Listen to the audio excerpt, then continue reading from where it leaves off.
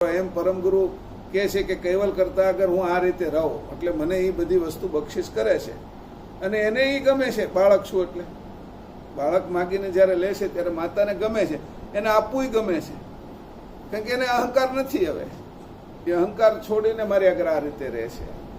તો આવી રીતે જ્યારે એની માગ્યું ત્યારે એને મહારૂપ કૈવલ કરતા એ બધું જ અર્પણ કર્યું. અને ક્યાં સુધી એ અર્પણ આપ્યું તો ત્યાં સુધી આપ્યું. છેલ્લે કીધું કે જ્યાં સુધી આખું ક્રત રહેશે આદિ મધ્યાંત એને બક્ષિસ કર્યા કર્યું જે જરૂર હતી. આ દ્રષ્ટિ પ્રાપ્ત થઈ ગઈ છે જેને, એને આ ગ્રંથો છે એ સહજ ઉત્પન્ન થાય, એનો સમજ તરત સહજ સમજાઈ જાય. હાલતા ચાલતા ગ્રંથની અંદર જે છે ને એ જ એને મગજમાં આવ્યા કરે, બીજું કઈ રહે જ નહીં. એને તમે પરાઈ પૂજા કરી, સ્વને તો જાણ્યો નહીં. સ્વ જાણો નહીં ત્યાંથી સ્વતંત્ર થવાય નહીં. અને પર જાણો જ્યાં સુધી, તમારાથી જુદા ભગવાનને સમજો છો, રામને સમજો છો, ત્યાં સુધી તો તમે પરને પૂજો છો.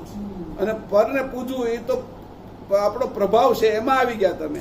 એ પ્રભાવ સાત્વિક હોય, શક્તિશાળી હોય, ગુણવાળો હોય, એ જ્ઞાનવાળો હોય, એ બધો પ્રભાવ છે. એ નિજ ભાવ નથી. પ્રભાવ હંમેશા પરતંત્રતા જ લાવે, સ્વતંત્રતા લાવે જ નહીં. એટલું મોટું પદ છે એ તારાથી જુદું છે. અહમ બ્રહ્માસ્મિ પદ તત્વનું છે. એ મોટા મોટું પદ ખરું, કિંમતી પદ ખરું, એમાં અમે ના નથી પડતા, પણ તો એ તું નથી. તો કે પરમગુરુએ આપેલું દ્રષ્ટાંત એ કૈવલ કરતા સુધી પહોંચે છે, તારા પોતાના સ્વરૂપ, ચેતન સ્વરૂપ, સત્ય સ્વરૂપ સુધી પહોંચે છે, અસ્મિ વગરનું છે. અને બાકીના લોકોએ આપેલું દ્રષ્ટાંત એની સમજ સુધીનું છે. નિરંજનને કોઈ માનનારા હોય, કોઈ શંકરને માનનારા હોય, કોઈ બ્રહ્મને માનનારા હોય, તો એની સમજ સુધીનું છે. એને મૂળ સમજ નથી, ચેતન સમજ નથી. એટલે કે છે કે અહીંયા આ વસ્તુ જોવાની, જે મૂળ હતું એને તારે જોવાનું, ધરને જોવાનું. ધર એટલે મૂળ, અને એનો મર્મ તારે સમજવાનો. એને જ્યાં સુધી ન સમજે ત્યાં સુધી બધા જે ધર્મ તું માને છે એ સંપ્રદાય છે, કોઈ ધર્મ નથી. જેમ ડાળીઓ છે, ધર્મ તો એ અંકુરી છે કે જેમાં આખું વૃક્ષ ભરેલું હતું, પણ જે પછી એમાંથી વૃક્ષ ઉગ્યા પછી જે ડાળીઓ થઈ એ બધા સંપ્રદાયો છે. તને સંપ્રદાયની ખબર છે, ધરની ખબર નથી. તું કે છો ધર્મ અમે પાળીએ છીએ, પણ ધરની ખબર નથી.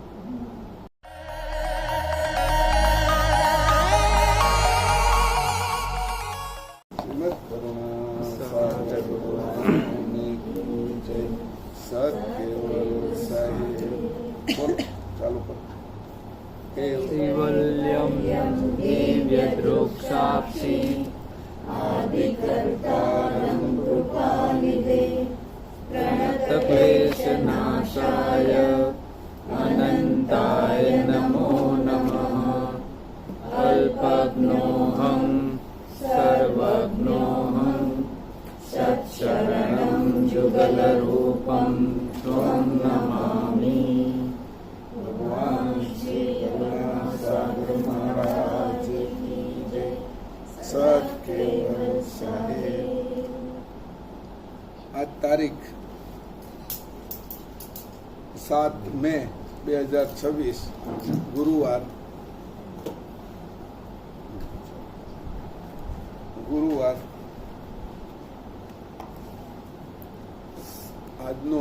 આજે આપણો શિબિર છે, ઉલટ ક્રિયા પૂરી થઈ 84 એના પછીનો એનો બીજો દિવસ છે અને પહેલો ક્લાસ.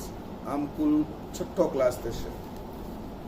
આજે આપણે છે એ પંચમ સ્વસંવેદમાં આવેલા પ્રકરણ ગ્રંથો છે, એમાંથી 8મું પ્રકરણ જોઈશું અને 8મા પ્રકરણ વિશે થોડો વિચાર કરશું.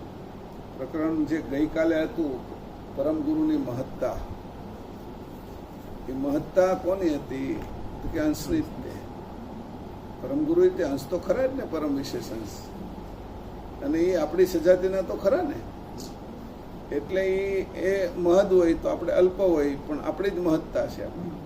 એ મહત્તાને આપણે બરાબર 5 ક્લાસ સુધી સમજ્યા કે આપણી અંદર શું છે, આપણે કેવી રીતે રહેવું છે, કરતા પરમગુરુ કેવી રીતે રહેતા હતા. એના જે ઉદાહરણો હતા એમાં મુખ્ય ઉદાહરણ કાલનું હતું, આપણે દૂધ માગવું.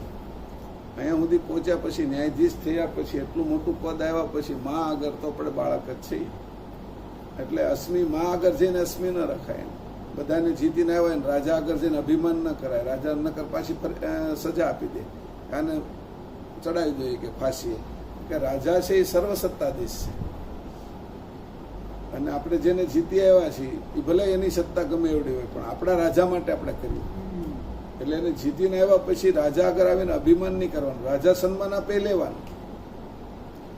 આપણા હાથે અભિમાન આપણે જ્યારે કરીએ ત્યારે છે એ આપણી અધોગતિ થાય, અને એવી અધોગતિનું પરિણામ એ જ આવ્યું કે અશ્મિ લાગી લાર્યા. એટલે નિરંજનની નીચેના જ્ઞાનોસ્મી સુધીના બધા અશ્મિઓ તો નીચે લાવનારા છે. બ્રહ્મોસ્મી લાગ્યો તો ત્યાં આગળ સ્થિર કર્યા, એની ઉપરની ગતિ આપી નહીં. હું કોણ અને મારા કરતા કોણ એ વિષય ત્યાં આગળ તકલીફવાળો રહી ગયો, એટલે એ ન જણાવો. તો અશ્મિને બાદ કરવા માટે અહીંયા મૂળ ઉદાહરણ એની આપ્યું છે. માતા આગળ રોઈને આ ન્યાયાધીશ પોતે દૂધ માગ્યું. પ્રસંગ સામાન્ય છે, પણ પ્રસંગની સમજ બધાથી મોટી છે. જે બ્રહ્મજ્ઞાનીઓને કે જે આ બધા વેદાંતને જાણનારા, દર્શન શાસ્ત્રો જાણનારા, એને આ વાતની ખબર ન પડે. એ હસીને કાઢી નાખે કે આવું તો કઈ હોય. જે મોલા લોકોએ કે આવું હોય, કે જે ન્યાય લેવા આવ્યા હતા એને મનમાં હસવા તો આવ્યું જ તે નહીં, પણ છતાંય એને વિચાર કર્યો કે આવો ન્યાયાધીશ હોય, એટલો બધો ન્યાય કરતો હોય, તો આ જે રોવા પાછળ ને આવી રીતે દૂધ માગવા પાછળનો એનો આશય તો મોટો જ હોવો જોઈએ. કે દરેક વાત એની સમજાવી દીધી કે પેલી મારી બીજી પત્ની હતી જેનો વારો નથી, મરી ગયેલા કહે છે, આ મારી દીકરી હતી એ મને આમ કહે છે, પેલો બ્રાહ્મણ હતો એ આમ કહે છે. બધાનો વિચાર કર્યો. એટલો સૂક્ષ્મ વિચાર કરનારો જો આવી રીતે રોતો હોય તો એના વાહે આ રોવું અને આવી રીતે દૂધ માગવું એ સામાન્ય વિચાર નહીં હોય. એટલે એમાંથી જે કોઈ બુદ્ધિશાળી હતો એને કીધું કે તો આનો આશય કયો અમને. અને એ આશય એને જણાવ્યો કે આની અંદર અશ્મિ નથી, મારી માં આગળ હું નાનો જ રહું અને હર હંમેશ નાનો જોઉં, અને મારો અધિકાર એને માગીને લેવાનો ખરો, રોઈને લેવાનો ખરો. એમ પરમગુરુ કહે છે કે કૈવલ કરતા આગળ હું આ રીતે રહું, એટલે મને એ બધી વસ્તુ બક્ષિસ કરે છે. અને એને એ ગમે છે. બાળક શું એટલે બાળક માગીને જ્યારે લે છે ત્યારે માતાને ગમે છે, એને આપવું ગમે છે, કારણ કે એને અહંકાર નથી. હવે એ અહંકાર છોડીને મારી આગળ આ રીતે રહે છે. તો આવી રીતે જ્યારે એની માગ્યું ત્યારે એને મહારૂપ કૈવલ કરતા એ બધું જ અર્પણ કર્યું. અને ક્યાં સુધી એ અર્પણ આપ્યું તો ત્યાં સુધી આપ્યું. છેલ્લે કીધું કે જ્યાં સુધી આખું ક્રત રહેશે, આદિ મધ્યાંત એને બક્ષિસ કર્યા કર્યું જે જરૂર હતી. કારણ કે અશ્મિ નથી એટલે એને કઈ વચ્ચે આવતું નથી, દિવાલ આવતી નથી, એટલે આપવામાં સરળતા રહે. જેને વચ્ચે દિવાલ આવે ને પેલી બાજુથી કોઈને કઈ વસ્તુ આપવી હોય તો એ આપી ના શકે. અહંકારની દિવાલ ન થઈ ગઈ એ એની ધ્યાન રાખ્યું ત્યારે. અને એ જેટલી બધી ઈંટોથી દિવાલ થયેલી હતી એને કાઢી નાખી તરત રોઈને. તો આવી રીતે અંશો એ કેવી રીતે શીખવું કે આ મહત્તા પરમ ગુરુની મહત્તા તો તારી છે ને. તું જો આ મહત્તાને ધારણ કરે તો તું પણ એના જેવો ખરો ને. અને આ મહત્તા ધારણ ન કરે તો તું બ્રહ્મ થઈ જઈશ, તું શિવ થઈ જઈશ, તું આદ્ય શક્તિ થઈ જઈશ, તું વિષ્ણુ થઈ જઈશ, તું હનુમાન થઈ જાય છે. એવો વેમ આવી જશે તને. અને આ બધા વેમો અંતસ્કરણની પરાકાષ્ઠાના છે. એ તારા સ્વરૂપના નથી, વાસ્તવિક નથી. એ બધું નાટક છે, ટક નથી, હંમેશા રહેવાનું છે. એ નાસ્તિક છે, એ નાશ પામવાનું છે. એ અસ્તિત્વ નથી, આસ્તિક નથી. તો અસ્તિત્વ છે એનો ક્યારેય નાશ નથી થતો, અમર વસ્તુ છે, અખંડ છે. એની હારે તારે જોડાવા માટે છેલ્લી આ પોઝિશન છે. તારે છે એ આવી રીતે માગવું જોઈએ. આવો આશય એ સમજવો. એ દૂધ માગીને લીધું એટલે પૂરું થઈ ગયું. માગીને માતાને એમ કીધું કે કેમ લીધું, પછી વાત પૂરી કરીને આપણે ગ્રંથ મૂકી દીધું. પ્રસંગને જે અંદર ઉતારવાનો છે એ ઉતાર. દૂધ લઈને ક્યાં ઉતારવાના છે? પોતાના મુખથી પોતાના શરીરમાં ઉતારવાના છે ને. એનું એને લોહી બનવાનું છે ને. તો એ જે દૂધ માગ્યું એનું લોહી બનવાનું છે. તો આ પ્રસંગનું આપણી અંદર તો જાણ બનવાની ને. આ પ્રસંગ જો આપણે પી જઈએ, એને સમજીએ, બાર કાઢી નાખીએ, દૂધ માગીને ઢોળી દેવાનું હોય તો એના માટે કઈ દૂધનો અર્થ કાંઈ નથી. એમાં પ્રસંગ સાંભળી અને એમનો કાઢી નાખવાનો હોય તો એનો અર્થ પ્રસંગનો કાંઈ નથી. પ્રસંગનો અર્થ આને પી જવાનું છે, એને પચાવવાનો છે. કેવા હું માગે, કઈ આશય પચાવવું, એટલે એની પચાવવાની શક્તિ આપી કે આ પચાવવા માટે કે તારે સમજવું પડે. દૂધ એની પી ગયા ને એને પચાવી નાખ્યું, તો આ પ્રસંગને પીને તું આ પચાવી નાખ કે જેથી તને અશ્મિ ન રહે અને એનું વિટામિન તને મળે. આવી રીતે અંશને જાગૃત કરે છે. એ શરીરે પીધું દૂધ અને તું આ પ્રસંગ પી જા. પ્રસંગને પીવાની રીત કઈ રીતે પીવો કે જે સમજણ છે પૂર્ણ સમજણ સુજાણ રીતે તારે પીવાનો છે. તારે એમ કુજાણ નહીં, અજાણ નહીં, જાણે નહીં. તો પીવાની રીત, દૂધ પીવાઈ ગયું ને મોઢે ઉપર રાખીને દૂધ પીવાઈ ગયું તો બધું નાકમાં બધે ગયું એમ નથી પીવાનું. એનો સ્વાદ લેતો જવાનો છે, ઘૂંટડે ઘૂંટડે પીવાનું છે અને એને પચાવતું જવાનું છે. એ તને અંદર ઉતરવું જોઈએ.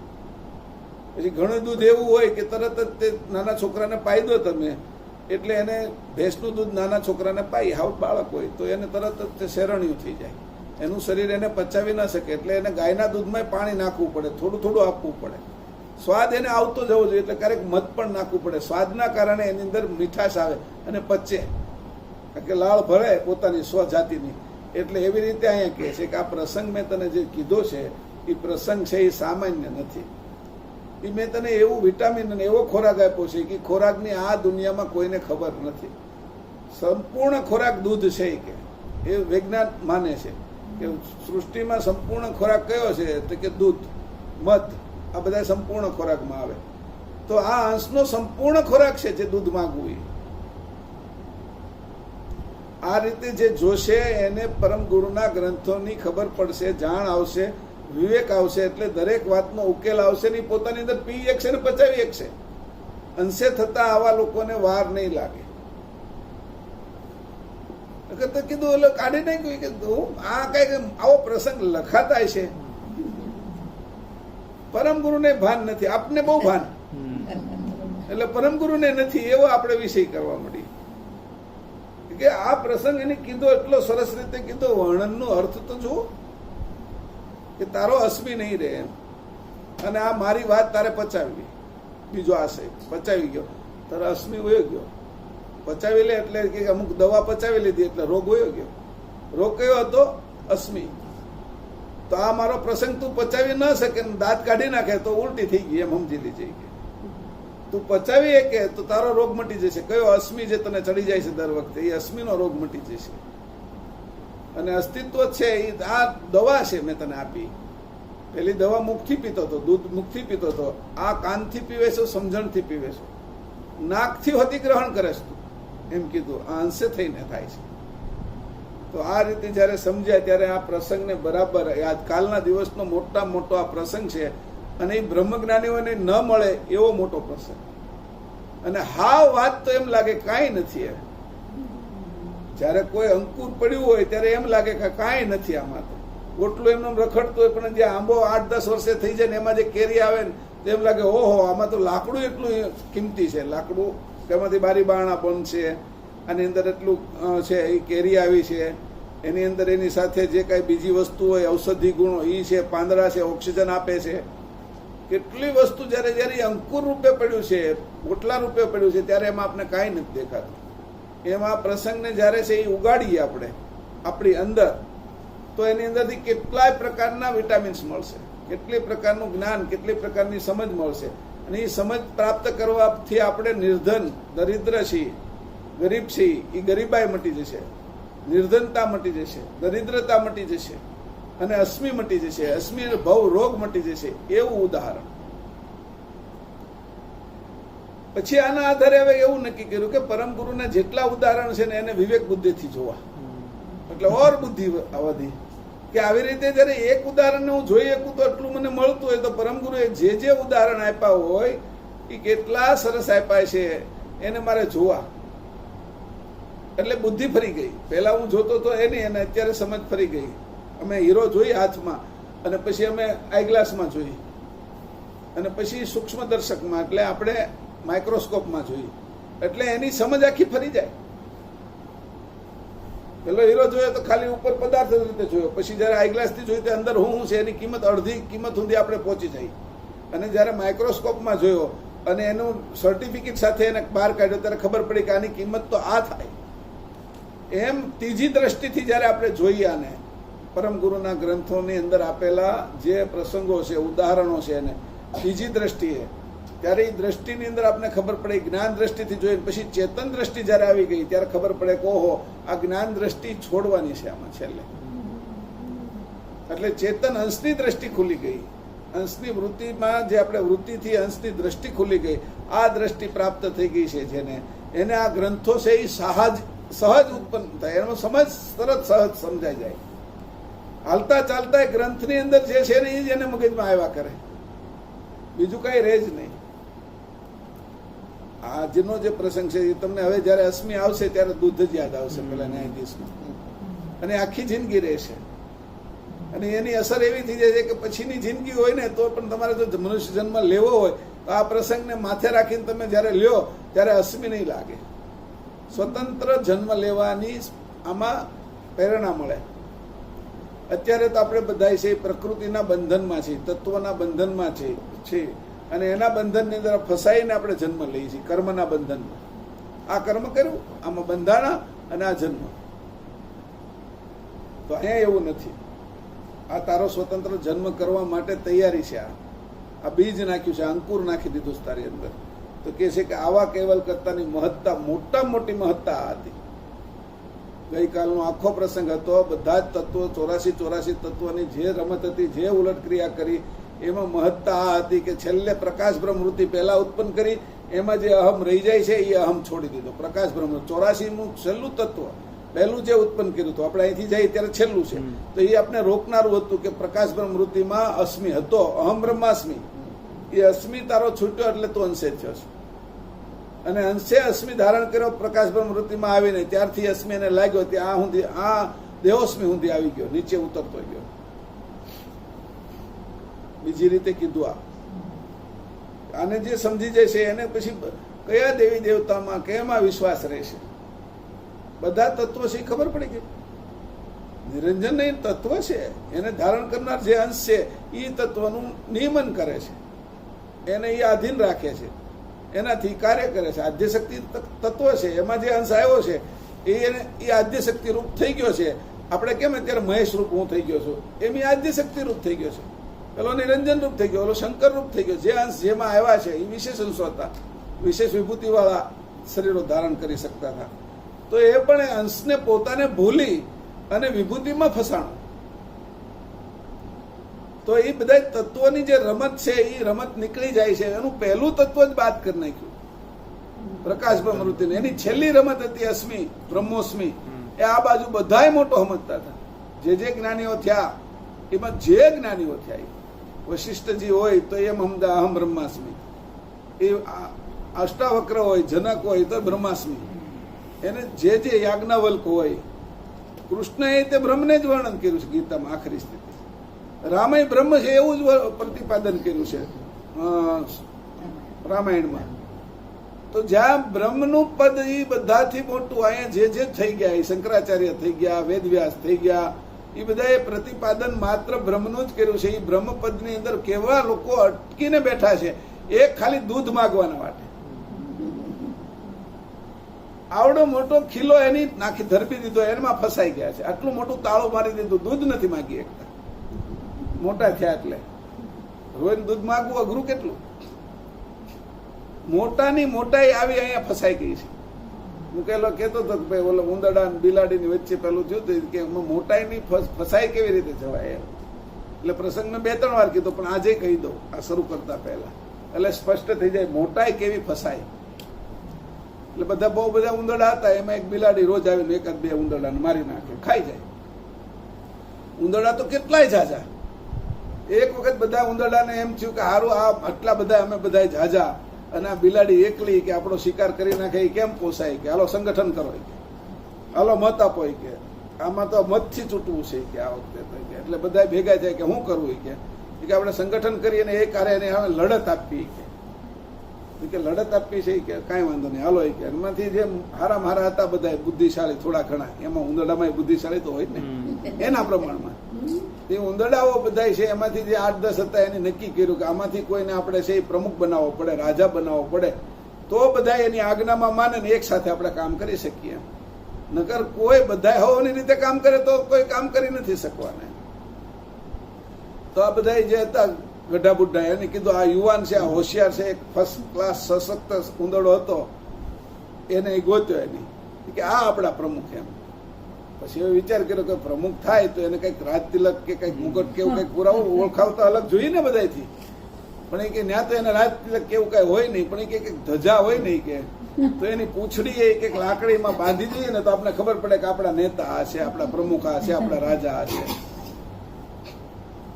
હવે બધાને તો આમ પારો ચડી ગયો, અમે બધા છીએ આ તે, અને હવા ચડવા મળી, છાતી ફૂલવા મળી, મૂછો આમ તાવ દેવા મળ્યા ઘણા તો કે મારી જ નાખી કે હવે બિલાડા નહીં કે સમજે હું આપણે ખાઈ જાય છે તે કે.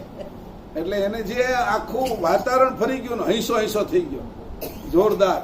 આને પૂછડે બાંધી દીધું એકદમ સરસ મજાની લાકડી ને એના માટે નાખી ધજા નાખીને આ તો આમ આને હોતી પારો ચડી ગયો કે હું રાજા, ધજા ને રાજા એ કે પૂછડે ધજા અને હું રાજા, આવો વેમ કરી ગયો. આ અશ્મી કેમ થાય એની વાત કરી તો એ રાજા એ કે હું બની ગયો છું ને એ પછી આમથી આમ આટા મારે ને પણ એને આજ્ઞા કરે ને બધા કરવા માંડ્યા ને એમાં બિલાડીને એમ થયું આ બધી ચળવળ શું હાલે છે જોવા દેતી કે બિલાડી આમ જુદી હતી કઈ આ બધા કે ઉંદરડાઓ આ બાજુ જાય છે ને આવે છે ને કઈક જુદું જુદું કરે છે કે પહેલાથી કે બધે કપડાને એને ખોતરી ખાતા હતા, આ વખતે કઈક લાકડીઓ ને એવું લઈ જાય છે કે પછી કે નાના નાના પાણકા ને એવું લઈ જાય છે. હાલ તો જોવા દેતી કરે છે હું ત્યાં બધા જોયા અને બિલાડીનો ક્રોધ આવ્યો કે આરાવ તમે બધા શું સમજો છો એમ કરીને જોરથી ખીજાણી ને બધા ઉંદરડાઓ તો પોતપોતાના દરમાં કરી ગયા.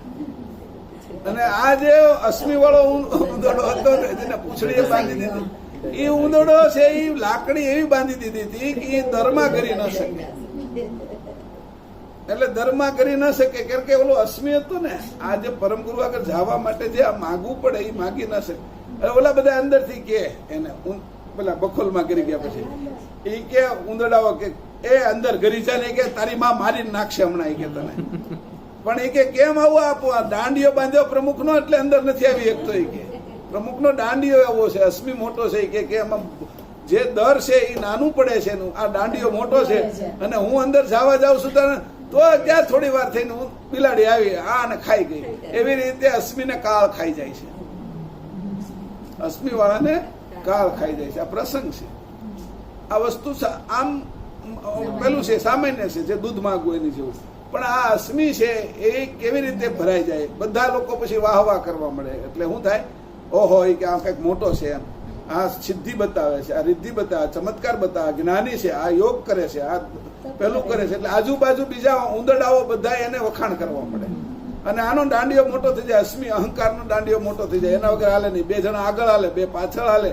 પછી આગળ કોઈ ઓલી આસન પાથરતો જાય, કોઈ આસન હંકેલતો જાય, ગાડીમાં જાય તો ઓલો ગાડી લઈને આવે, આ ભાઈ બહાર નીકળે ત્યારે ઓલો આસન પાથરેલું હોય, પછી એમાં વળી પાછા ફૂલ મૂકેલા હોય, હાર મૂકેલા હોય, સુગંધિત બધી વસ્તુ કરેલી હોય, સ્પ્રે છાંટેલા હોય. આટલી બધી સેવાઓ કરવા મળે. ઓલાને એસમી ચડી જાય કે આપણે તો કે લાકડી બાંધીને એની ઉપર પછી ધજા હોતી અને હું બધા મને કે સલામય ભરે છે. એટલે ઓલાને જે અશ્મી ઉતારવાનો છે જેને એને ચડાવી દેશે આ સંસાર, અને સંસાર એના અશ્મીમાં ચોટે. એટલે ભક્ત અને જે એના ભગવાન છે એ બધા અશ્મી વાળા છે. દાસ અને સ્વામી એ બધા અશ્મી વાળા છે. સદગુરુ અને પરમગુરુ સિવાયના નીચેના જે બધા ગુરુ ધારણ કરીને બેઠા છે, ગુરુ અને શિષ્ય, એ બધા અશ્મી વાળા છે, એ બધા લાલચ વાળા છે. એની અંદર કાંઈ પણ સાચી વસ્તુ છે નહીં. એને માયાએ બનાવ્યા છે, માયાની રમતના છે. એને માયા એવા બનાવ્યા છે કે એનું માયા હાટું કાળ, માયા છે એની રસોઈ બનાવે છે અને કાળ ખાઈ જાય છે આ બધા. એટલે રસોઈ બનાવે છે, એમાં રસોઈમાં અત્યારે બધા છે એ મજા આવે છે ને કે બહુ મજા આવી કે રસોઈમાં પોતે પડ્યા છે, એની રસોઈ થઈ જવાની છે એને ખબર નથી. તો આવી રીતે જે લોકોને અશ્મી લાગી છે, જે કોઈ છે, સંસારી હોય કે સંન્યાસી હોય કે સાધુ હોય, અશ્મી આવા અશ્મીઓ છે એ ન છોડી શક્યા. મારા શિષ્ય કોણ છે કે તો કે રામ, હું વશિષ્ઠ. અષ્ટાવક્ર મારા શિષ્ય કોણ છે? જનક. વિદેહી, હું એનો ગુરુ. કે આ બાજુ જ્યાં જો ને ગુરુ શિષ્યની જે પરંપરા ચાલી, દાસ અને સેવકની જે પરંપરા ચાલી, હનુમાન એમ કહે છે કે મારા સ્વામી તો રામ છે અને મારો આવો દાસ મળ્યો એમ. એ જે પદ્ધતિ છે એમાંય ફસાઈ જવાય. આ બધા એવડા મોટા બધા જ વિશેષ અંશો છે એ આ અશ્મીમાં ફસાણા. ત્યારે પરમ ગુરુ આપને આ દ્રષ્ટાંત આપે છે કે દૂધ માગીને લેવું, રોઈને લેવું. પૂછડે દાંડિયું બાંધવું નહીં. આજે નક્કી કરી નાખવાની. ધજા તો લગાડવી કારણ કે ઉંદરડી ધજા બાજુ, બિલાડી ધજા જોઈને જ એની બાજુ જાય. બાકીના બધા ઉંદરડા તો દરમાં કરી જ જાય. એટલે બાકી ઓલા શિષ્યો તો બધા વૈયા જ જવાના છે, ગુરુને ચડાવી દે. એક અશ્મી ગુરુનો આવ્યો છે અને આ બધા રોજ ચડાવે અશ્મી. એ બાપુને કે મહારાજ ને કે આ ભાવે છે કે બાપુને આ ભાવે છે કે એને આટલું આ લાવો કે એને આવા કપડા ભાવ આપવું, એને આવા ચપ્પલ જોઈશે, એને આટલું આવું બુક, એવા ચડાવે કે આખો દિવસમાં એને હેઠે ઉતરવું હોય તો ઉતરવાનું દે. આવા અશ્મીઓ સંસારમાં વખાણથી, સેવાથી, ભક્તિથી ચડાવે છે. અને એવા અશ્મીઓ ચડે કે એ ચોથા કારણ મહાકારણ અને પરમ કારણ દેહમાં હોય અને બ્રહ્મે થયા હોય, બ્રહ્મ અવસ્થાએ પહોંચ્યા હોય, એ લોકો પણ જોરથી પડે છે નીચે. એટલે મોટા એમ કે ભાઈ ઇન્દ્ર હોતી કે ઈળો થઈ જાય છે ક્યારેક ક્યારેક, બ્રહ્મા હોતી કે જીવજંતુ થઈ જાય છે કે કેમ કે અશ્મીઓ એટલી બધી પૂજા અને સ્તુતિઓ એટલી પાછી કરે, નવી રચે, આના માટે સ્તુતિઓ કરે, ભગવાન માની સ્તુતિ કરે. હવે એ તો ધારણ કરીએ કેમ નથી, ધારણ કરે કોણ? સાચો અંશ હોય તો ધારણ કરે નહીં, એ કરતા ને પહોંચાડે મારું કાંઈ આમાં અસ્તિત્વ નથી, આ સ્તુતિ કરે એ તમે લઈ લીધો, હું કાંઈ નહીં, એમ કરીને પોતે એ બારોબાર જવા દે, એને ન ચડે. આ ઝેર ચડાવવું સંસારનું, એ ઝેર ઉતારી નાખે. માથે કોઈને ધારણ કરી લીધા, પોતે હું સર્વસ્વ છું એવું કહેતો નથી, એટલે એ પહેલાને ધારણ કરી લીધા. માને ધારણ કરી દે, માં દૂધ દે, માં આ બધું આવ્યું છે મને કચરું, એ બધું સાફ કરી દે. એટલે માની અગર સામર્થ્યતા છે, એની અગર સાધનો છે, એ સાફ કરી દેશે. મારથી સંદાસ થઈ ગયું, એને સાફ કરી દે, ઉલટી થઈ ગઈ, સાફ કરી દે તરત. આ બધી ઉલટ ક્રિયા ઉલટી છે. એ સાફ કોણ કરશે? પરમ ગુરુ સિવાય, કેવલ કરતા સિવાય. તો આમાં એ બધું એટલું બધું ભરી રાખશે તો એ બધું એને રોગ કરે છે. અને આ રોગ છે એ બધાને લાગુ પડ્યો છે, અશ્મીનો રોગ. આ વાત ખબર નથી. અને આ કોઈ અશ્મી ચડેલો એને આ વાત કરો ને તો એ તો આપણી ઉપર ખીજાવા પડે કે આ એને પોહાય જ નહીં, મારી અંદરથી અશ્મી નીકળે.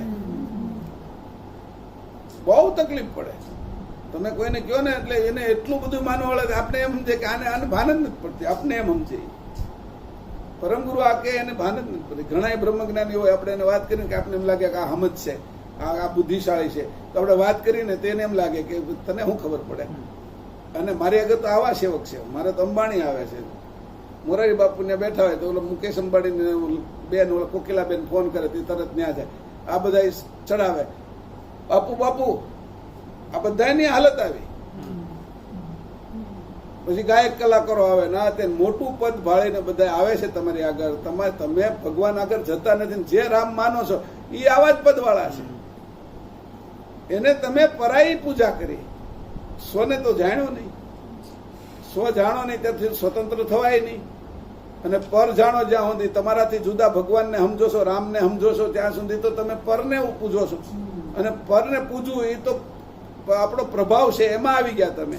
એ પ્રભાવ સાત્વિક હોય, શક્તિશાળી હોય, ગુણવાળો હોય, એ જ્ઞાનવાળો હોય, એ બધો પ્રભાવ છે. એ નિજ ભાવ નથી. પ્રભાવ હંમેશા પરતંત્રતા જ લાવે, સ્વતંત્રતા લાવે જ નહીં.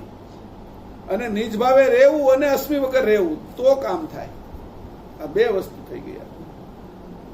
એટલે કેટલા લોકો આમાં ચૂંદાય છે એ જુઓ તમે. કેટલા લોકો એમાં ખંડાય છે. એક મોટી ખાણી છે, એમાં મોટો દસ્તો છે, એમાં બધા ખંડાઈ રહ્યા છે, આપણે દેખાય. પછી પરમ ગુરુને માથે રાખીએ, કેવલ કરતાને માથે રાખીએ તો આ ખંડાય છે બધા. અને ખંડાય છે એટલે કોઈ અખંડ રહેતું નથી. ખંડાય એટલે તૂટી જ જાય બધા. ખંડાય નહીં એ અખંડ રહે તો બધા એનો લોટ થઈ જાય છે. કે દો પાટન કે બીચ મેં સાબુત બચા ના કોઈ, કે જેટલા દાણા અંદર નાખ્યા ને એ બધી ઘંટી એવી ફરે કે આ કાળ રૂપી કે હેઠે ઉપરની પાટ કે એવી ફરે છે કે એમાં બધા લોટ થઈ જાય છે, કોઈ બચતો નથી. ઓલાએ કીધું ભાઈ તું એક કોઈને ધારણ કરી લે, તારી માથે કોઈ ખીલો હોવો જોઈએ. અને એના તળિયામાં રહે, એના શરણમાં રહે, એટલે કિલે કો લીપટા રહે, બાલ ન બાકા હોય. તારો વાળ વાકો નહીં થાય. કે ત્યારે કિલ્લાને ઘંટલો છે, એનો જે કિલો છે એમાં ચોંટી જવું. અને આપણો કિલો તો પરમ ગુરુ છે. અહીંયા આવી વાત કરી. હવે આ વિશેષણની ગતિ જે બ્રહ્મ, તેના પર અંતે કેવલ પ્રદેશ. આ વિશેષણ કેવો છે, મહત્તા કેવી છે, હવે એ ક્યાં છે, કઈ જગ્યાએ છે, એનું સ્થાન અને એનું નિરૂપણ અત્યારે આપણે શરૂ કરીએ છીએ. પ્રકરણ 8. હા, શોભામાં કર્તાની ક્રિયાવૃત્તિથી થયેલો ખેદ.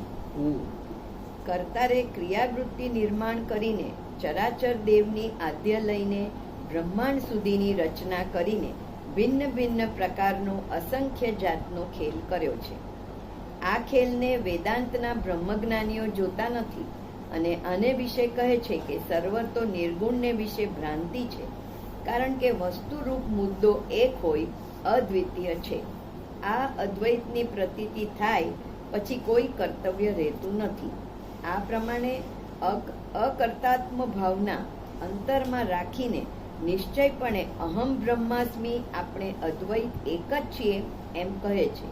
વળી પાછું એમ પણ કહે છે કે દેહને વિશે જે પણ ક્રિયા થાય છે તે સહજ સ્વભાવે થાય છે. આ સમજાવવા નીચેનું દ્રષ્ટાંત જોઈએ. દ્રષ્ટાંત પછી આપીએ. હવે અહીંયા એની જે વાત કરી છે એને આપણે લઈ લઈએ. ઉપર પ્રમાણેની ક્રિયાવૃત્તિ નિર્માણ કરીને કર્તારે ચરાચર રચના દેવની આદ્ય લઈ બ્રહ્માંડ સુધીની કરીને ભિન્ન ભિન્ન પ્રકારના અસંખ્ય જાતનો ખેલ કર્યો. આ પ્રમાણે ખેલ કરેલો છે, છતાં તેને વેદાંતના બ્રહ્મજ્ઞાનીઓ જોતા નથી. એટલે અશ્મિ જેને લાગ્યો છે એ આને જોઈ નથી શકતા. અશ્મિના કારણે એક પ્રકારનું પડ થઈ જાય છે, આંખની આડું આવી જાય છે. એટલે તમારે જે જોવું હોય ને, જેમ મોતિયો આવી જાય છે, જેમ નંબર આવી જાય છે, એટલે તમને સ્પષ્ટ દેખાતું નથી. કોઈને ઝામર આવી જાય એટલે પાણી આવી જાય, તો એના કારણે એને દેખાતું નથી. આ છે એ બ્રહ્મજ્ઞાનીને આ બ્રહ્મોસ્મી નામનો મોતિયો આવ્યો છે. એ મોતિયાના કારણે પોતાનું મૂળ સ્વરૂપ હું બ્રહ્મ છું એવું કહેવા મળે છે. મૂળ સ્વરૂપને નથી ઓળખી શકતા. જેમ હું મહેશ કહેવા મળું છું, બધા હવના નામ કહેવા મળે, પુરુષ છે એવું કહેવા મળે. એ તો એક પ્રકારનું આવરણ છે ને મારું, હું તો નથી ને. આવરણ મેં ધારણ કે આ કપડાં પહેર્યા, આજે ટી શર્ટ પહેર્યું, કાલે હું છે કંઈક જબ્બો પહેરું અથવા કોઈ કોટ પહેરું, ત્રીજા દિવસે કાંઈ પણ પહેરું, એ તો મારું આવરણ છે ને. એ તો નીકળી જવાનું ને. શરીર લાંબો સમય રહે પણ એ આવરણ ને એ નીકળી જવાનું ને. એ શરીર તો 7 શરીર સુધી નીકળવાનું ને. એટલે એ આવરણને હું કહેવા માંડું, એમ બ્રહ્મોસ્મીને હું કહેવા માંડું હું બ્રહ્મ છું, તો એ આવરણને હું કહેવા માંડું. એટલે મારું અજ્ઞાન જ છતું થાય છે, જ્ઞાન છતું થતું નથી. જ્ઞાન છે જ નહીં એમાં. આવરણને હું માની લઉં. કોઈ એમ કહેતો હોય કે હું આ શર્ટ હું છું એમ, તો આપણે બધા એને મૂર્ખ કહીએ. તો બ્રહ્મ છે એ આવરણ છે, એને ખબર નથી. બ્રહ્મ હું છું એમ કે છે ત્યારે એને મૂર્ખ ન કહી શકીએ આપણે? પ્રશ્ન છે આ. હું બ્રહ્મ છું, જેમ આપણે કોઈ એમ કીધું હોય કે ભાઈ આ ચપ્પલ હું છું એમ, અથવા આ કાર હું છું એમ, તો કે ગાંડા તું કારની અંદર બેઠેલો છો, ચલાવે છો, તું કારને મૂકીને અલગ થઈએ કેમ છો? તું કાર હો તો કારની સાથે નાશ પામી જાય. કે કારની સાથે તારું એકાત્મતા હોય તો તું ને કાર એક હો, તો જે કારની હાલત થાય તારી થાય. પણ આવું નથી. ઘાટની જે હાલત થાય, બળીને ખાક થઈ જાય છે, મરી જાય છે, એનું જે ગંદવાઈ જાય છે, કોહવાઈ જાય છે, એનું જે થાય, પણ તારું એવું થતું નથી. તું એનાથી અલગ છો. આ કપડાં જળી જાય છે, એ ડાઘાવાળા થાય છે, એ ફાટી જાય છે, તો તું કાંઈ ફાટી નથી જતું. એવી રીતે તારું શરીર છે એને ચીરા પડે છે, એ બગડે છે, એમાં કિડનીની તકલીફ પડે છે, આંખને તકલીફ પડે છે, દાંત નીકળી જાય, પણ તારામાં એ નથી થતું. તું અવજી એનાથી અલગ છો. આ ભાગને તું જો, તારા સ્વરૂપને જો, આ બધું તું જો. એવી રીતે તું આટલું મોટું પદ છે, આટલું આનાથી મોટું કાંઈ નથી. હીરાનું પદ હોય, તને મળી ગયો આખા હીરાનો કોઈ ડ્રેસ, તો પણ તારે ન થઈ જવાય. આખા કપડા હીરાના છે ને એની અબજો રૂપિયા કિંમત છે, અને હોનાના કપડા તું પહેરેશ હોય કે, તો એ તું ન થઈ જા. એટલું મોટું પદ છે, એ તારાથી જુદું છે. અહમ બ્રહ્માસ્મિ પદ તત્વનું છે. એ મોટા મોટું પદ ખરું, કિંમતી પદ ખરું, એમાં અમે ના નથી પડતા, પણ તો એ તું નથી. જે વાત ત્યાં આપણે કરી હતી નાનું થવા માટે, એટલે અહીંયા બ્રહ્મજ્ઞાનીઓ શું કહે છે? અહમ બ્રહ્માસ્મિ, અંતરમાં આ પ્રમાણે નિશ્ચય અહમ બ્રહ્માસ્મિ, આપણે અદ્વૈત એક છીએ એમ કહે છે. તે વળી વધુમાં કહે છે કે દેહને વિશે જે ક્રિયા થાય છે તે સહેજ સ્વભાવે થાય. એને ખબર જ પડવાની નથી. હું બ્રહ્મ છું તો મને ખબર જ નથી પડવાની, જાગૃતિ આવવાની નથી. દેહના વિશે જે પ્રક્રિયા થાય છે, દેહના વિશે કાને બ્રહ્મ છે, ના કઈ બ્રહ્મ છે, આંખે બ્રહ્મ છે. ત્યારે અહીંયા તો આપણે એમ કહીએ છીએ આંખ છે એ કેની બની છે, કાન કેના બન્યા છે, નાક કેનું બન્યું છે. આપણે આગળ એના તત્વની આખી રમત છે. એ કે સહેજ સ્વભાવ. સહેજ સ્વભાવ કેમ થાય? શ્વાસ લેવાનું બંધ કરી દો તો હું સહેજ સ્વભાવ બધું થવાનું છે? આ શ્વાસ હાલે છે તો શ્વાસ હાલે છે એ તો અકર્તા છે. તમે બોર્ડ માર્યું છે એના ઉપર, કે બ્રહ્મ અકર્તા છે. અમે નથી કહેતા. અમે તો એમ કહીએ છીએ બ્રહ્મની અંદર કેવલ કર્તાની વૃત્તિ આવી છે એટલે બ્રહ્મ સક્રિય થયું છે. જેમ પંખાની અંદર લાઇટ આવી એટલે પંખો ફરવા માંડ્યો છે, એ ભલે અકર્તા હોય પણ એનીથી લાઇટ જે પાવર છે એ જુદી વસ્તુ છે, વીજળી જુદી વસ્તુ છે. વીજળી એને ચલાવે છે એમ કેવલ કર્તાની વૃત્તિ બ્રહ્મને ચલાવે છે. તો અહીંયા એને કહે છે કે તું આ વાત સમજી લે. જો આ કોઈને કહેવા માટે ખીજાવવા માટે નથી કહેતો, આ આપણે બ્રહ્મની અંદર ન અટવાઈ જાય અંશ એના માટે કહે છે. આ પોઝિટિવ વાત છે, નથી નેગેટિવ વાત. કે આપણે નહીં અટવાઈ જાવ. બ્રહ્મજ્ઞાનીઓ જો આવી રીતે કરતા હોય તો એ બ્રહ્મજ્ઞાનની વાતની અંદર આપણે ન ફસાઈ જાવ. કોઈ બહુ મજાની સોનાની જાળ નાખી હોય તો કઈ માછલી એ જાળની અંદર ફસાઈ ન જવાય. કારણ કે માછલી સોનાની જાળમાં ફસાય તો મોત જ આવે. એને તો સ્વતંત્ર રહેવાય. એ પછી પ્લાસ્ટિકની જાળમાં ફસાય કે સૂતરની જાળમાં ફસાય કે પછી છે એ આપણે કોથળાને આપણે જેમાંથી કાથીની જાળમાં ફસાય તો માછલી તો મરવાનું જ છે. એ હોનામાં ફસાય તો હું ઝાડ તો ઝાડ છે. તો આ હોનાની ઝાડ હોય તો તારે એમાં ફસાવાની જરૂર નથી. સ્વતંત્ર પદ તારું અલગ છે. આને તો કાળ જ ખાઈ જવાનો છે, ભલે આવડું મોટું પદ હોય. બ્રહ્મ નિરંજનની નીચે કાળ ખાઈ જાય અને બ્રહ્મની અંદર જે રહ્યા છે એને અકાળ ખાઈ જાય છે. કેવલ કરતા જયારે બ્રહ્મને સંકેલી લે ત્યારે એ બધા તો બાહ્ય વૃત્તિમાં છે. તો એ અંદર વૃત્તિના તો કોઈ થયા નથી. તો એ ત્યાં ફસાઈને ઉભા રહેવાના. જયારે નવી જગતની રચના કરશે તો આ બધા પહેલા આવશે તો એને પાછું હેઠે ઉતરવાનું ને. તો અહીંયા એવી રીતે કીધું કે જયારે આ રીતે જે હું અહમ બ્રહ્માસ્મિ એક અદ્વૈત છું અને હું મારી ઉપર દાવો કરું છું હું અદ્વૈત છું, તો એ દાવામાં એ કશું સમજી દેહની કોઈ પ્રક્રિયાને જાણતા નથી. એટલે એ કે છે સહજ સ્વભાવે થાય છે. આંખ સહજ સ્વભાવે જોવે છે, મુખ સહજ સ્વભાવે બોલે છે, દાંત સહજ સ્વભાવે ચાવી લે છે, જીભ સહજ સ્વભાવે સ્વાદ લે છે. અરે એ તો તમારું એમનેમ કેવું છે. કાન સહજ સ્વભાવ એવું નથી. એ તત્વની અંદર જે વૃત્તિ ભરી છે એના કારણે જે તત્વ ત્યાં મૂકેલા છે એટલે એનું પ્રમાણ એ આપે છે કે હું આ છું એટલે સાંભળું છું. આ કાને છે એ શબ્દ માત્રા છે અને શ્રવણ આકાંક્ષા છે અને એની સાથે છે એના દેવો બે મૂક્યા દિગ અને પાળ. આ બધી વસ્તુને ભેગી કરી ત્યારે આ વસ્તુ થઈ છે. ત્યારે એ સાંભળે છે અને સાંભળવાની વૃત્તિ અંશ ન હોય તો ન સાંભળી શકે. તો એ અંશી છે તો એ સાંભળી શકે છે. શ્વાસ ચાલુ છે તો એ સાંભળી શકે છે. તો કે આવી દરેક ઇન્દ્રિયને તું જોઈ લે. દરેક ઇન્દ્રિયના મેં જે 72 તત્વો આપ્યા છે એની ઉલટ ક્રિયા કરી અને ઉપરના 12 તત્વો આપ્યા છે એની ઉલટ ક્રિયા કરી તો તને સમજાય છે કે આમાં કાંઈ પણ સહજ સ્વભાવે છે નહીં. કર્તાએ તત્વની અંદર જે રચના કરી છે એ રચનાની અંદર જે તત્વો જે પ્રમાણેના બનાવેલા છે એ પ્રમાણે કામ કરે છે. તો સહજ સ્વભાવે છે તો કાને જોવાનું શરૂ કર. તું નહીં જોઈએ કે અંશે થયો છે એ કાને જોઈએ છે.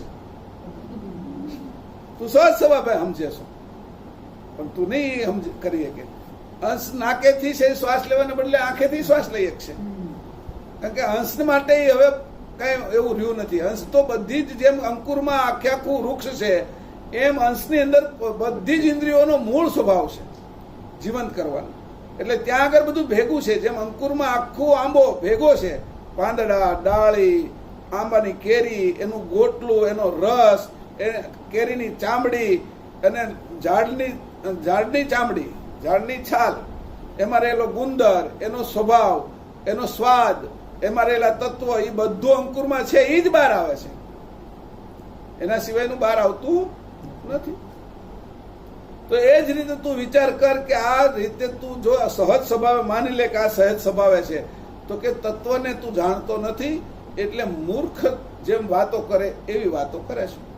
નથી એને છે કહેશો ને છે એને નથી કહેશો વાસ્તવમાં. એટલે તારી બુદ્ધિ એટલી પરિપક્વ નથી થઈ. એટલે નાનું છોકરું એમ કહેવા મળે કે હું રાજા છું, રમત રમતા હોય એમાં રાજા ને સિપાહી ને એવી તારી રમત છે. નાના છોકરા રમતા હોય બે પાઠ પાડ્યા હોય કે હું આ એક આપણે લગ્ન કરવા છે તો મારી ધીંગલી તારો ધીંગલો કે એમ છોકરી કે આપણે જાન લઈને જવું છે ને એમાં પછી રસોઈ બનાવી છે ને એમાં સિંગના દાણા લઈ આવે ને દાળિયા લેવા ને કોઈ મમરા લઈ આવે ને એ પાછા એના પડિયા કરે કે પાંદડાના પડિયા કરે કે આ વાસણી કે એમાં પાછા પીરસતા જાય કે આ બધા જાનવાળા ને આ બધા છે એ માંડવ્યા ને એમ કરીને બે ને પાછા ફેરા ફેરવે, એ બધી રમતની અંદર કઈ આગળના સંતાનો ઉત્પન્ન નથી થતા. સૃષ્ટિક્રમ આગળ નથી વધતો, એ તો ખાલી અકર્તાની રમત છે. અકર્તામાંથી ઉત્પત્તિ કઈ થતી નથી, કારણ કે વિત વગરની વાત છે. જેમાં વિત જ નથી એ ઉત્પત્તિ કેમ કરી શકશે? જેને અગર સંપત્તિ જ નથી એ વસ્તુને કેમ ખરીદી શકશે? તો કે વિત જેનું છે એને તો તમે જાણતા નથી. તું એનો અંશ અને તું બ્રહ્મ છો એવું કહેવા માંડ્યો. વાસ્તવમાં તું ભૂલી ગયો છો કે અહીંયા યાદ કરાવે છે કે આ જો તું કે બેની વિશે જે ક્રિયા થાય સહ સ્વભાવે થાય છે એ વિશે એક દ્રષ્ટાંત સમેત બોલીને તે કહે છે, તે હું કહું છું કે હવે એ દ્રષ્ટાંત પાછા આપે આપને. પોતાની વાત ખોટી હોય અને સાચી કરવા માટે પાછા દ્રષ્ટાંતો એ લઈ આવે. એ લોકો દ્રષ્ટાંત આપે ને પરમગુરુ દ્રષ્ટાંત આપે, એ બેના દ્રષ્ટાંતને બેને સમજવા. આ અસ્મિથી લાગેલું દ્રષ્ટાંત ક્યાં સુધી જાય છે અને આ અસ્મિને બાદ કરેલું દ્રષ્ટાંત ક્યાં સુધી જાય છે, એ બેયનું મૂલત્વન કરવાનું આપણે. આ પિત્તળ છે અને આ સોનું છે, એની કિંમત શું છે? બે પીળું છે, બે ધાતુ છે, બેયના છે એ અલંકારો બને છે. પિત્તળની અંદરથી આપણે છાલ્યા બને, તાસળી બને, ચમચી બને, એની અંદરથી ડીશ બને, પિત્તળમાંથી બને છે. એમ સોનામાંથી ઘરેણા બને. એની તો સોનાની તમારે ડીશ બનાવી, ચમચી બનાવી તો થાય, સોનામાં નહીં થાય, ધાતુ છે બે. પણ સોનું અને પિત્તળ બે એક હરખું તમે ગણી લેશો તો કે પરમગુરુએ આપેલું દ્રષ્ટાંત એ કૈવલ કરતા સુધી પહોંચે છે, તારા પોતાના સ્વરૂપ, ચેતન સ્વરૂપ, સત્ય સ્વરૂપ સુધી પહોંચે છે, અસ્મિ વગરનું છે. અને બાકીના લોકોએ આપેલું દ્રષ્ટાંત એની સમજ સુધીનું છે. નિરંજનને કોઈ માનનારા હોય, કોઈ શંકરને માનનારા હોય, કોઈ બ્રહ્મને માનનારા હોય, તો એની સમજ સુધીનું છે. એને મૂળ સમજ નથી, ચેતન સમજ નથી. એટલે કે છે કે અહીંયા આ વસ્તુ જોવાની, જે મૂળ હતું એને તારે જોવાનું, ધરને જોવાનું. ધર એટલે મૂળ, અને એનો મર્મ તારે સમજવાનો. એને જ્યાં સુધી ન સમજે ત્યાં સુધી બધા જે ધર્મ તું માને છે એ સંપ્રદાય છે, કોઈ ધર્મ નથી. જેમ ડાળીઓ છે, ધર્મ તો એ અંકુરી છે કે જેમાં આખું વૃક્ષ ભરેલું હતું, પણ જે પછી એમાંથી વૃક્ષ ઉગ્યા પછી જે ડાળીઓ થઈ એ બધા સંપ્રદાયો છે. તને સંપ્રદાયની ખબર છે, ધરની ખબર નથી. તું કે છો ધર્મ અમે પાળીએ છીએ, પણ ધરની ખબર નથી. ધર પ્રથમ છે જે ગોટલાની અંદર અંકુર, એનો મર્મ, ત્યાં બધું જ છે એને જાણવું. તું અત્યારે આટા મારે છે ડાળીએ, આ ડાળીએ ને આ ડાળીએ ને કા ફળે ફૂલે એમાં આટા મારે છો, થડે આટા મારે છો, તો તું પાછો એવું ત્યાં કહેશો કે હું અમે ધર્મને જાણી છીએ. તું સંપ્રદાયને જાણે છો ડાળી ફૂટ્યા પછીના. આ બધી ડાળીઓ છે, અંશમાંથી જે નીકળી, આંખની ડાળી, જીભની ડાળી, નાકની ડાળી, હાથની, પગની, જે ઇન્દ્રિયો, અંતસ્કરણો, ગુણગણ જે કાંઈ નીકળ્યું એ બધી ડાળીઓ છે. એ ધર નથી. એના સંપ્રદાયો છે. આંખનો સંપ્રદાય જોવું નામનો સંપ્રદાય છે, એનો કાનનો સંપ્રદાય છે સાંભળવું નામનો સંપ્રદાય છે, જીભનો સંપ્રદાય છે સ્વાદ લેવા નામનો સંપ્રદાય છે, પગનો સંપ્રદાય છે હાલવું, ગતિ કરવી, એવા સંપ્રદાય. આ બધા સંપ્રદાય, હૃદયનો ધબકવું, લોહીની શુદ્ધિકરણ કરવું, ફેફસાનો શ્વાસ લેવો સંપ્રદાય છે, ખેંચવો, લોહીની અંદર ભેળવવો ઓક્સિજનને, નાકનો તો કે જે શ્વાસ લઈએ છીએ એની અંદર જે કણ આવે છે, જે વિજાતી છે એને રોકવા ચિકાસના કારણે, વાળના કારણે, અને શુદ્ધ શ્વાસની અંદર જવા દેવો. અને એને પેલા ગરમ કરવો. અંદર ગરમી છે એટલે અહીંથી નાકમાંથી ઘસાઈને જાય તો બહારનો ઠંડો શ્વાસ એ તમારી નાકમાં અંદર જતા એ ગરમી થઈ જાય, 2, 5, 10 ટેમ્પરેચર ઓછું વધી જાય એટલે શરીરને અનુકૂળ થઈ જાય. તો એ બધું કામ એના સંપ્રદાયો છે, એ કર્યા જ કરે છે. પછી એમ કે તો સહજ સ્વભાવ છે. હા, વાત સાચી છે તારી, સહજ સ્વભાવ છે, પણ આટલો સહજ સ્વભાવ બનાવનાર કોક તો હોવો જોઈએ ને. તું ખાઈ લેશો ને કે તો સહજ સ્વભાવ કે શીરો આવી ગયો મેં ખાઈ લીધો, પણ તારા આવી ગયો એની વાહે કેટલી મહેનત કરી છે. ખેડૂત થી લઈને અહીંયા સુધી જોતો ખરા. બોલો ગેસ લાવવા વાળો હશે, સ્ટવ બનાવવા વાળો હશે, લાઇટર તૈયાર કરવા વાળો હશે, તપેલી બનાવવા વાળો હશે, ડોયો બનાવવા વાળો હશે, ઘઉંનો લોટ કરવા વાળો હશે, ઘઉં ઉગાડવા વાળો હશે, ખાંડ છે એ શેરડીમાંથી ઉત્પન્ન કરીને ખાંડ લાવનારો હશે, ગાય દોનારો હશે, એમાંથી ઘી કાઢનારો હશે. આ બધું ભેગું કરીને ત્યારે તારી થાળીમાં આવ્યું છે. તું સહજ સ્વભાવે આવ્યું આમ કહેવાનું તને મૂર્ખ છો કે?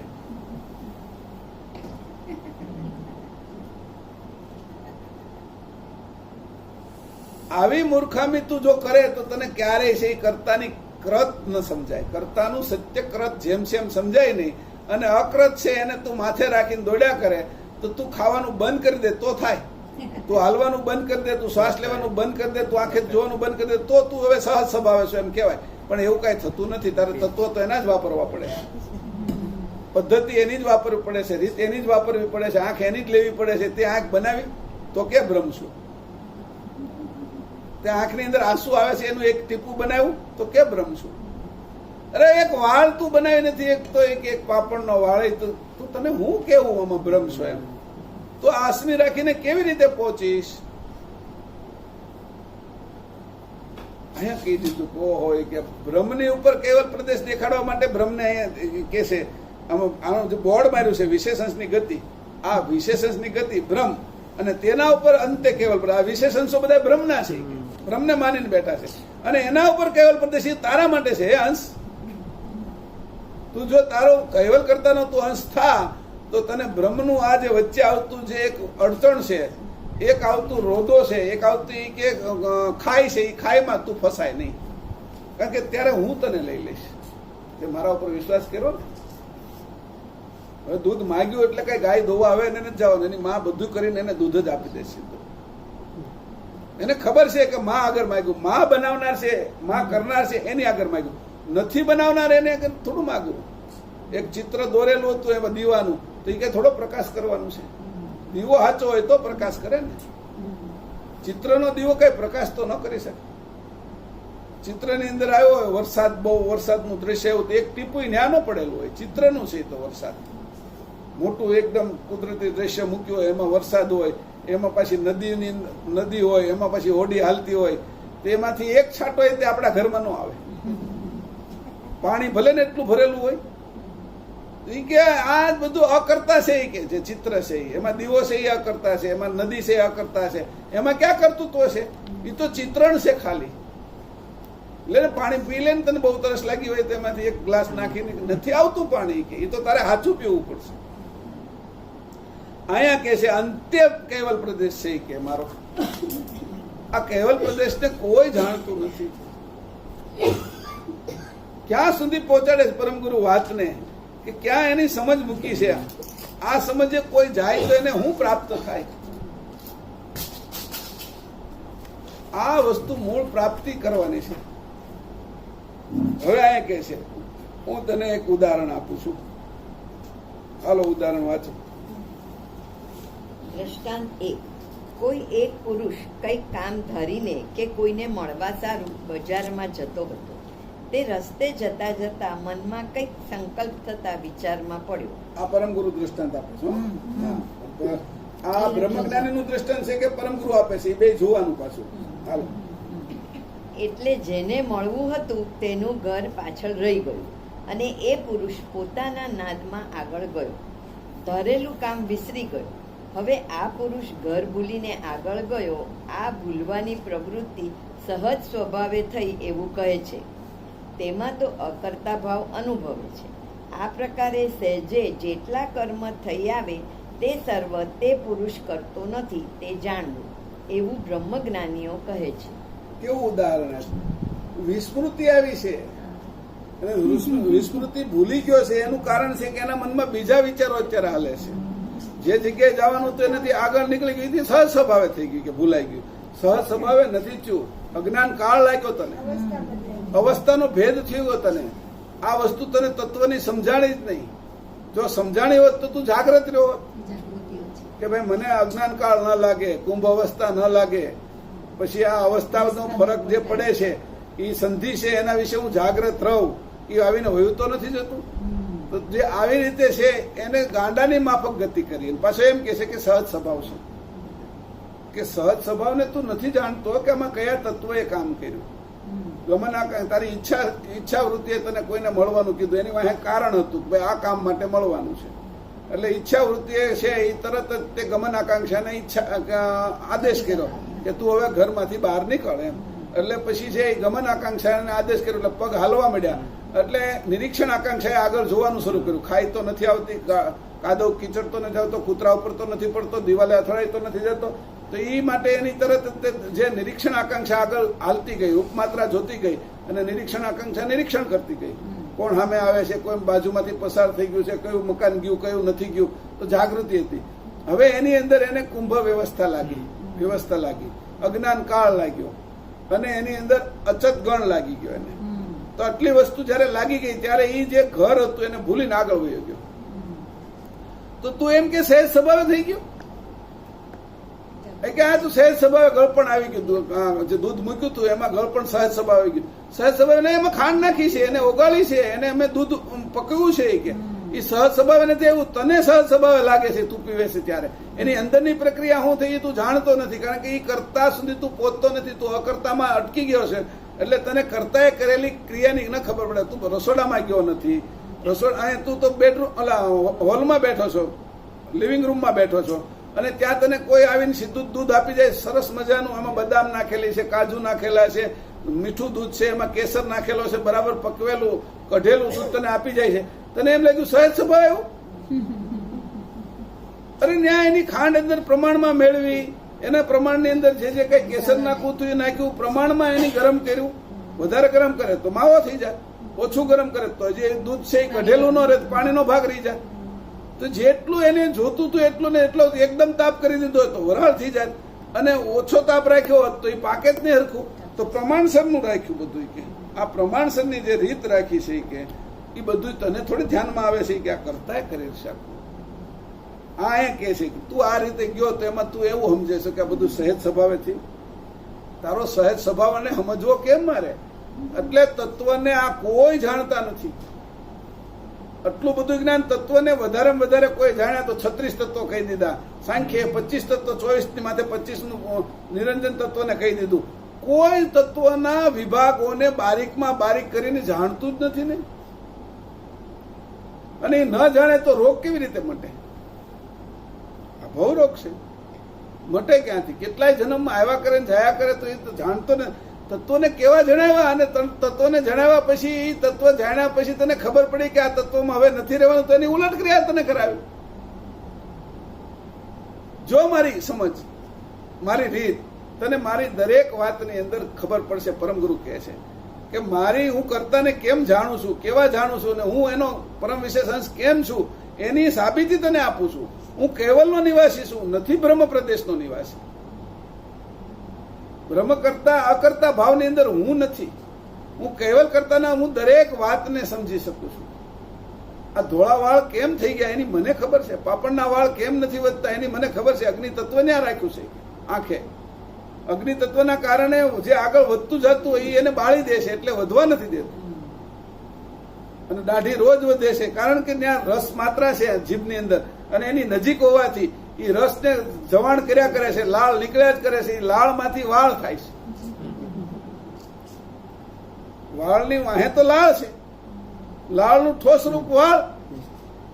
જે જેની નજીક છે વાળ આમાંય બને છે કે, પણ ત્યાં અગ્નિ તત્વ છે, આંસુ છે, એ જળ છે ત્યાં, પણ એમાં અગ્નિ તત્વ વધારે છે કે આગળ વધવા જ નથી દેતા. એટલા ને એટલા જન્મથી લઈને જ્યાં સુધી મરશું ત્યાં સુધી એ વાળ આગળ વધવા નથી દેતા.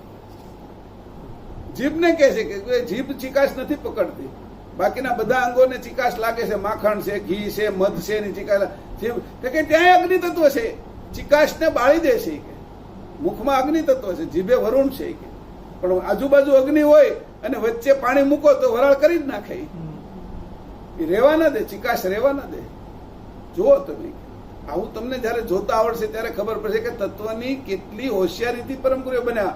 એક એક તત્વને કેવી રીતે ક્યાં ગોઠવ્યું, અને ગોઠવ્યા પછી એનું કામ કેટલું સરળ અને સરસ મજાનું કર્યું. અને આ બધાને એકમાંથી બીજાની સાથે જોડીને કેવો વળ ચડાવ્યો. નહીં, વળનું પરિણામ જુઓ. આ કૈવલ કરતા એ વળ વાળું જગત બનાવ્યું. આ કૃત તો જુઓ એનું. એટલે કે છે કે તું આમ વયો ગયો કે હે મૂર્ખ કે પાછો કે ભૂલી ગઈ, સહજ સ્વભાવ ભૂલી ગયો. સહજ સ્વભાવ નથી ભાઈ. એની વાયા 3, 4, 5 તત્વોએ કામ કરી દીધું છે. તું ઘરમાંથી નીકળ્યો ત્યાં સુધીમાં તત્વ તારું જે સંકલ્પ કરાયો, ઈચ્છા વૃત્તિની શરૂઆત જે થઈ ત્યારથી તત્વો તો કામ કરતા જ હતા. અવિકાસ, વિકાસ અને કુંભસ, તું શ્વાસ લેવાનું તો શરૂ જ હતું. અને આ નિરંતર ચાલી રહેલી વસ્તુને તત્વ કેવી રીતે કામ કરે છે અને એમાં અંશની વૃત્તિ કેવી રીતે ભળે છે કે આ તત્વ હાલ્યા કરે, વીજળી રૂપે છે, એને ચેતનનું પોષણ મળે છે એટલે એ હાલે છે. નકર આ બધા જ તત્વો હોવા છતાં પણ જડ છે એ આગળ વધી શકતા નહોતા. એટલે પોતાની સજાતીનો અંશ, એટલે કીધું તું મારી સજાતીનો છે, તું તત્વની સજાતીનો નથી. જોતો ખરા તત્વ હારે ભળી ગયો તો એવું થોડું છે કે તું પારા હારે ભળી ગયો તો સોનું મટી જાય.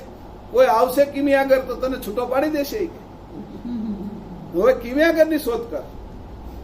અને પરમગુરુ કીધું કિમિયાગર તો હું જ છું, અને એ કિમ્યો આવડે છે. તત્વમાંથી તને છૂટો કેમ પાડો? અંકુરમાંથી તને જે ચૈતન્યતા છૂટી પાડીને તને તારા સ્વરૂપે કરી દઈશ. ઘાટમાંથી તો ખરું, અંકુરમાંથી કે આવી રચનાને હું જાણું છું કે હવે મારે આગળ હું અજાણ્યું રહી. હું તને જે કહું છું એની અંદર કોઈ પણ પ્રકારનો અતિશયોક્તિ નથી. જે છે એ જ પ્રમાણે તને કહું છું, અને આને તારે સમજવું. અને જો તું આને સમજીશ તો મારા પ્રત્યેની તને વિશેષ ભક્તિ આવશે, વિશેષ લગાવ આવશે, વિશેષ પ્રીતિ આવશે, પ્રેમ આવશે, મોહ, મારા પ્રત્યે તને ભાવ થશે. બધા જગતનો મોહ છૂટી જશે, મારા પ્રત્યે જ મોહ આવશે. અને આ મોહ છે એ તારું છે એ મારી સાથે જોડાણ એવું મક્કમ કરી દેશે.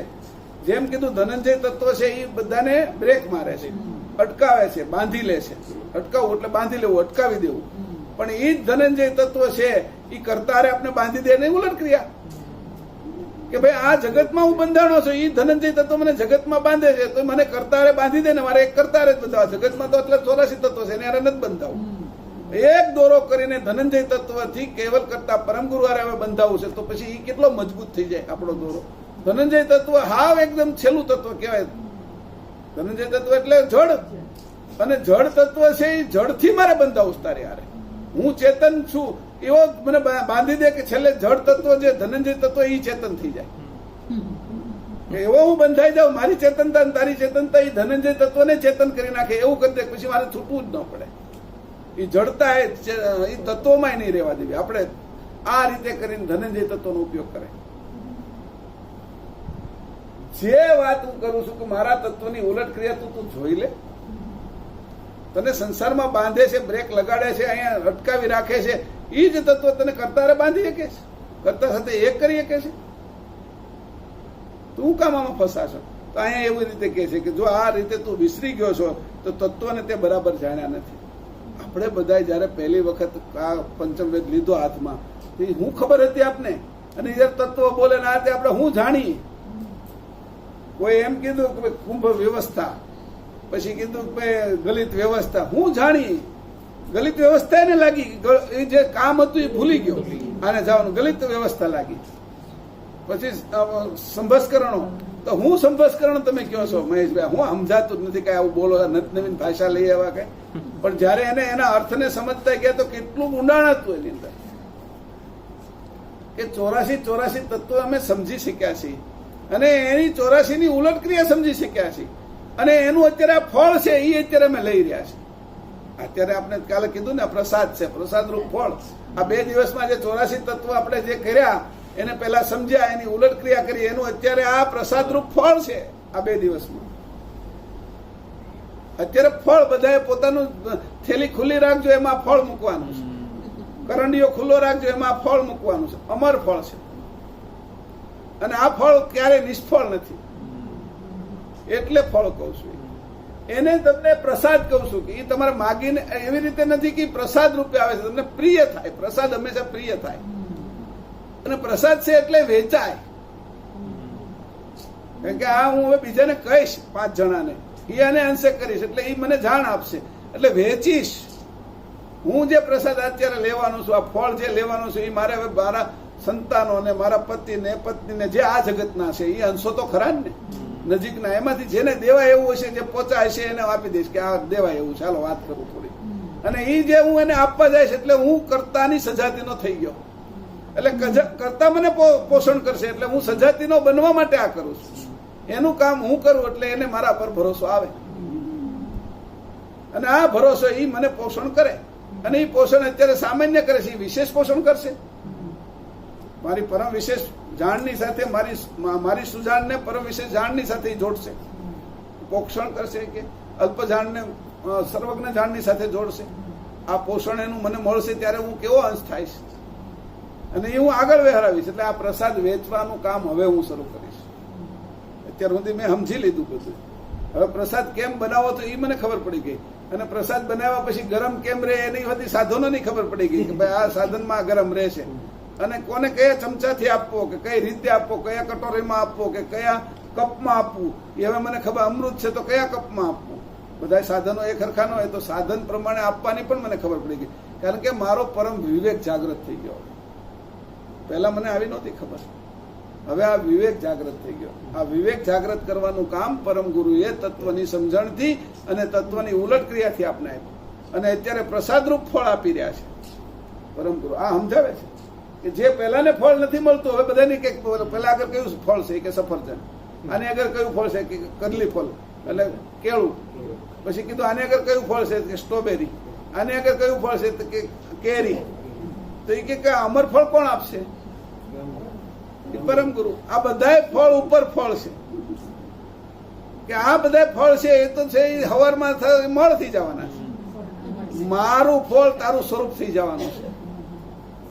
આ બધા જે મેં આ બાજુના ફળો આપ્યા એ નિષ્ફળ એટલે કહું છું કે એમાંથી મળ થવાનું હવારમાં.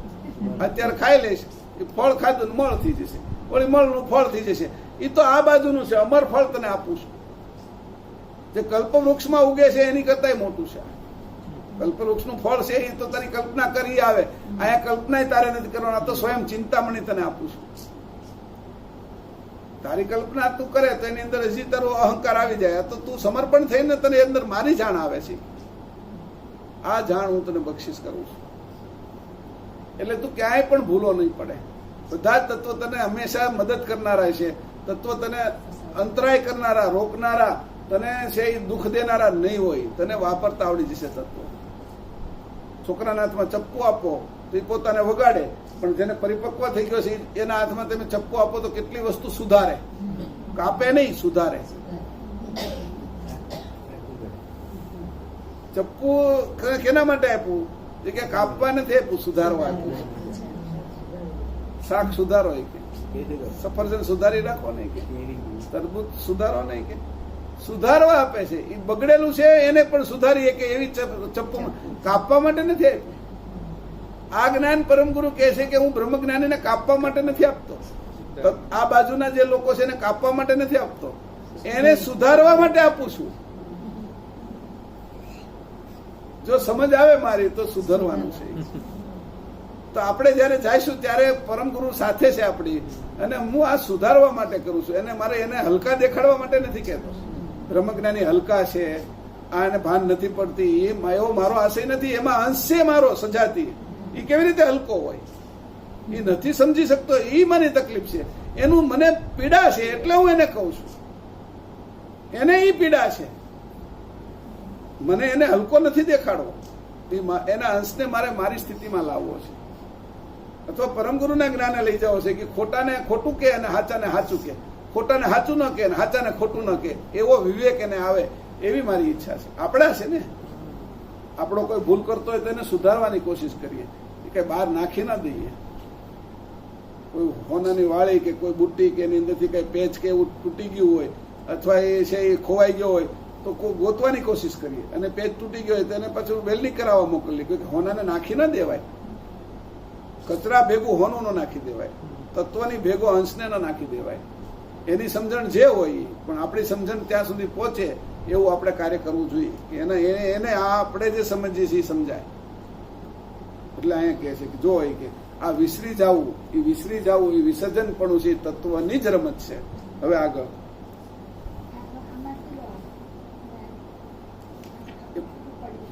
હા, એ તો ત્યાંથી બોલશે. એ તો મને હું કહું ને, મારે તો શું છે આમાં લખેલું છે ને. તમે શું આમાં લખાય એવું હતું ને, એટલે મેં બધું આમાં લખેલું હોય તો ઝીણા ઝીણા મુદ્દાઓ આવે એ પ્રમાણે હું કહેતો જાઉં. હા, આગળ ક્યાં આગળ પછી પરમ ગુરુની સમજણ, સાચો અર્થ. એક સર્વજ્ઞ પરમ ગુરુ કહે છે કે બ્રહ્મજ્ઞાનીઓ જે આમ બોલે છે તે સર્વ બોલ બાહ્ય દ્રષ્ટિની પ્રતીતિએ બોલે છે. તેમને તત્વભાગની ક્રિયા ક્યાંથી આવી અને કેવી રીતે એ વર્તે છે તે વિશેનો ભેદ અણુ માત્ર પણ માલુમ નથી. 2. જે અંશની ભાવનાએ સર્વ તત્વ વિભાગની બહુવિધ પ્રવૃત્તિ થાય છે તે અંશ પોતાના સંકલ્પો કરીને તત્વોને વર્તાવે તેવા જળ તત્વો વર્તે જાય છે.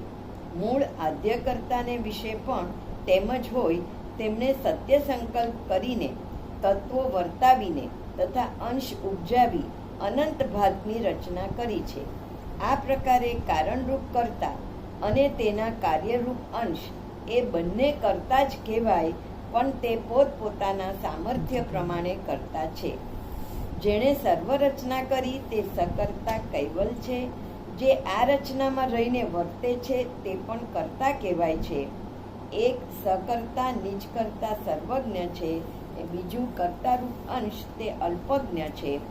આ પ્રકારે બંને સજાતી હોય કર્તવ્ય પક્ષે સામર્થ્ય આદિથી છે જ. અહીંયા આવી ગયું ને. હવે કીધું શું કે છે તો કે આ લોકો છે એ તત્વને આપણે જે વાત કરી હતી કે તત્વને જાણતા નથી, એટલે તત્વને ન જાણવાથી આ જડતા એના અંદર ઘૂસી ગઈ છે. પછી કીધું કે બીજી વાત કરી કે કેના કારણે આ તત્વ હાલે છે, તો કે અંશની વૃત્તિના કારણે. અંશ છે એ કોનો સજાતી છે, તો કે કેવલ કરતાનો.